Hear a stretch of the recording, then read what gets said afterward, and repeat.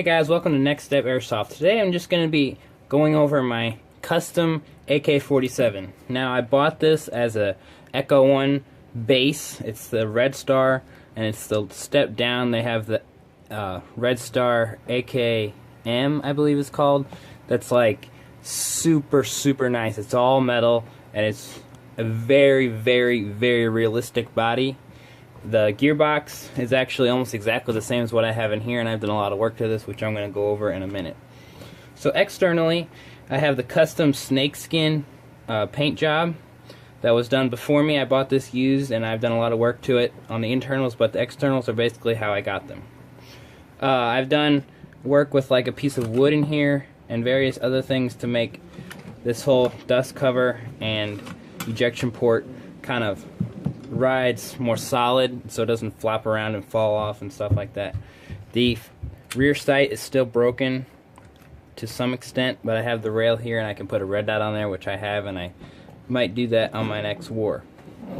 The front sight up here is actually broken a little bit, but the post still remains, and so it is still useful. Alright, so the stock, I've done something special, and I'm going to flip the gun around and show it to you. Alright, so a lot of times this butt plate on the stock will fall off and people will lose it and it will break and all kinds of stuff, and it's usually a big pain. I now have the answer for that. So what I've done is I've tied on a piece of paracord way up in front. I ran it back, and then I ran it through this spring right here that is attached to this post that is holding the whole stock together. Then I ran it through the stock plate and tied a knot. So now when I pull this down and lock it in place, that spring is always keeping this butt plate up and in place, and it is never falling off from me. Click up here in the corner to see the video of me putting this string in. So since we're already back here, I'll start in the back. I redid the wiring for the stock, and I put in this smaller fuse. It's a lot more compact, it's easy to replace, and I like it better than the bigger tube fuses. So now I'm going to put the gun back and show you what I did in the gearbox.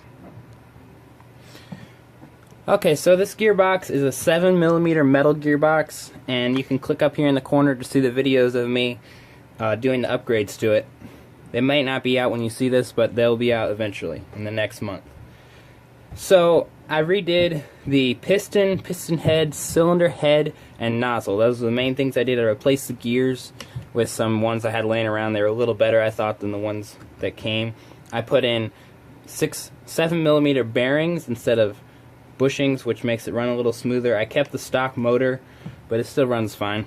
The hop-up is actually a little bit broken, but because of how I have the bucking set up, this, I don't know if you can see it,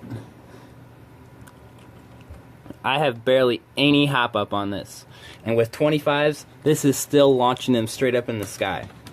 Like, that is almost too much hop-up, just that little bit, because of how I have this hop-up nub and bucking set up. So the bucking is just a standard bucking. It's not flat-hopped or anything. Standard bucking, and I have a 455mm 6.03 tight bore barrel in the barrel, which gives me good grouping up close. And the hop-up is just stock hop-up. I run high cap mags. These are both 600 normal with the butterfly hex key.